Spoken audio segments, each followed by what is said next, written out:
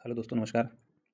जैसा कि अभी हमने चेक किया है, हमारे अकाउंट में एक स्क्रिप्ट है जिसमें हमको प्रॉफिट बुक हो रहा है, उसको हम आज सेल करेंगे। वो स्क्रिप्ट है, यहाँ पर ही देखेंगे, हमको 813 रुपये का प्रॉफिट हो रहा है। समथिंग 13 से 14% का प्रॉफिट है। ये Aditya Birla Nifty bank ETF है। इसको हमने जब बाई किया था, उसका जो एवरेज प्राइस था वो था 49.42। 120 क्वांटिटी हमने इसकी बाई की थी, और अभी जो इसका लाइव प्राइस चल रहा है वो 56.20।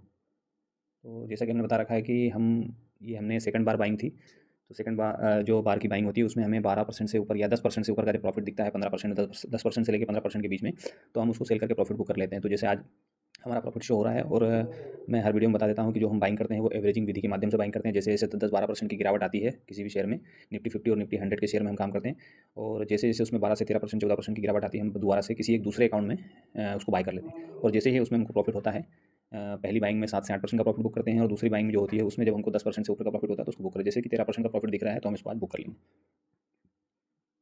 वैसे तो जनरली हम जितने भी स्टॉक होते हैं उनको जब सेल करते हैं तो हम मार्केट रेट पे सेल कर देते हैं, पर चूंकि इसको मार्केट रेट पे सेल करने का थोड़ा बहुत नुकसान हो जाता है, क्योंकि जो इसमें जो बायर्स और सेलर होते हैं उसके जो प्राइस का जो डिफरेंस है थोड़ा सा ज़्यादा होता है। इसलिए हम कोशिश करेंगे कि इसको हम मार्केट रेट पे सेल नहीं करके हम उसको लिमिट पे सेल करेंगे।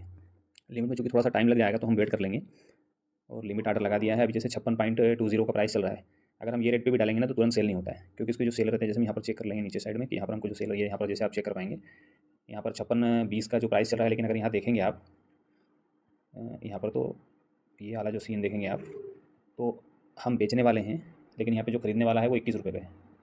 जैसे कि आप यहाँ देख रहे होंगे कि एक तरफ बाइंग है और एक तरफ सेलिंग है, तो यहाँ पर आप डाटा देखेंगे, दोनों में डिफरेंसेस देखेंगे, तो बाय करने वाला जो है वो 56 रुपये 21 पैसे पे अपना बिड डाल के बैठा है, और जो सेल करने वाला है वो 56 रुपये 24 पैसे, मतलब दोनों के बीच में डिफरेंसेस है।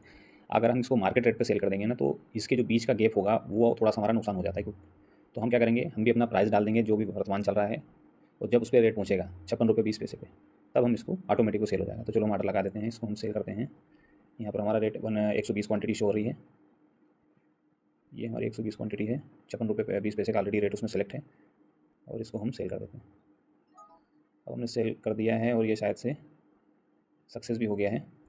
जैसे कि यहाँ देखेंगे ये 56 रुपये 20 पैसे पे सक्सेस हो गया है। 120 क्वांटिटी टोटल हमारी सेल हो गई है। ये डिलीवरी में ले रखा था हमने, ये ऑर्डर जो हमारा सक्सेस हो गया। तो फिलहाल में अभी यहाँ पर हमने अपनी स्क्रिप्ट को सेल करके प्रॉफिट बुक कर लिया है।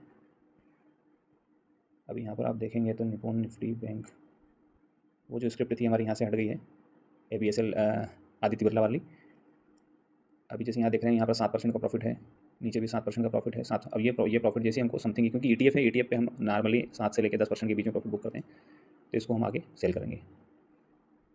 और स्टॉक में भी ऐसा कोई भी अभी जैसे यहाँ पे स्टॉक में भी देखेंगे 9%, 5%, 7% का प्रॉफिट शो हो रहा है। ये जैसे ही 10-12% के आसपास जाएगा तो इसको भी हम सेल करेंगे।